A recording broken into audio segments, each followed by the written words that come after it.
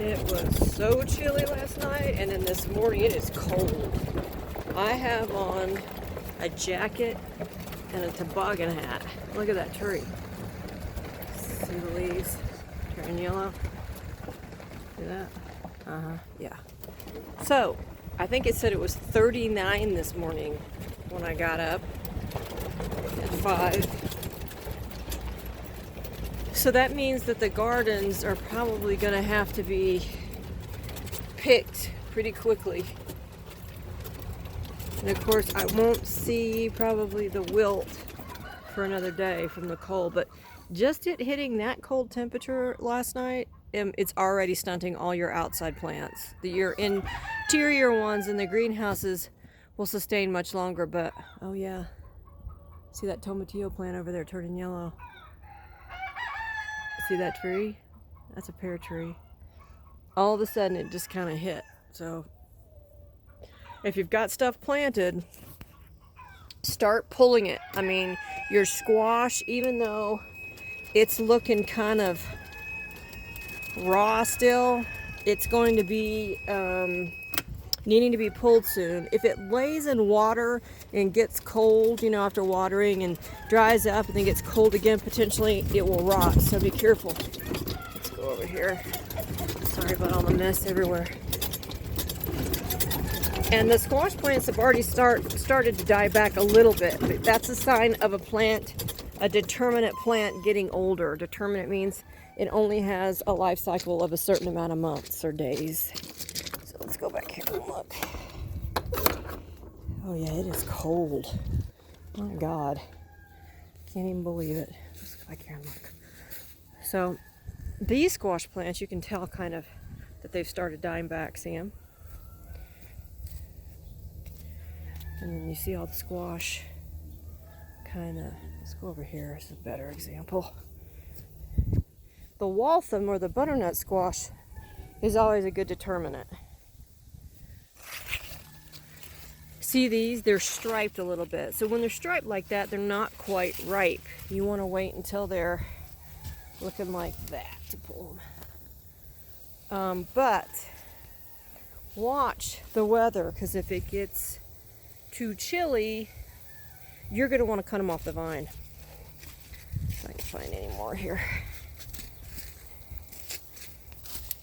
Yeah.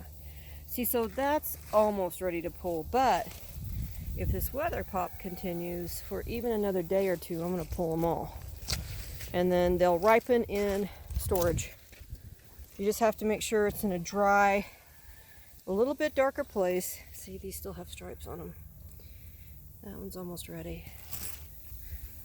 And that's, a mix of a spaghetti squash and waltham. Let's go over here. Spaghetti squash, I got caught in the fence. Carrots, let's see. Oh, here's the pumpkins. God, aren't they beautiful? Now see, I'll pull them pretty quick too. Usually I don't pull them until next month, so we'll see though. We'll see if, look how gorgeous that is. We'll see how the weather goes, but this is kind of an unusual pop in temperature. Same thing with your herbs. If you've got flowering herbs like this, they're going to start dropping their flowers and dying back to just the plant. Which means if the flower top is what you need to produce your herbal tincture, you need to cut them now. Oh, I just love this. I threw some poppy seeds in too late in the year. Isn't that beautiful? That's a poppy plant. I'm going to cut those. So see these? These are starting to die back. Still some purples, but got to pull those right away. The echinacea started kind of dropping back last week because the temperatures, I knew at night, had chilled off a little bit, even though it was brutal during the day. So cut those. See those dried out? See them how they're dried out? Cut them right now for usage in your tincture. You can make echinacea tincture out of the flower leaves and this part of the flower and the leaf is what you want to dry to make tinctures for echinacea. Now, this particular echinacea is the most popular one for tinctures it, for whatever reason, stays a little more moist or oil-based until later. So the purple ones, I think it's Propolis something. I have no memory. I have too many things I got to remember. But this one has more oils in it, makes a better tincture, and it also seems to last longer in the season. See that? It's less dry. All this budded out. Wormwood.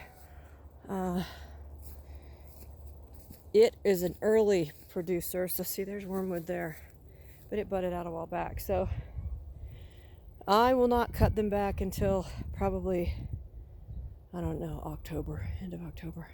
Now here's St. John's wort.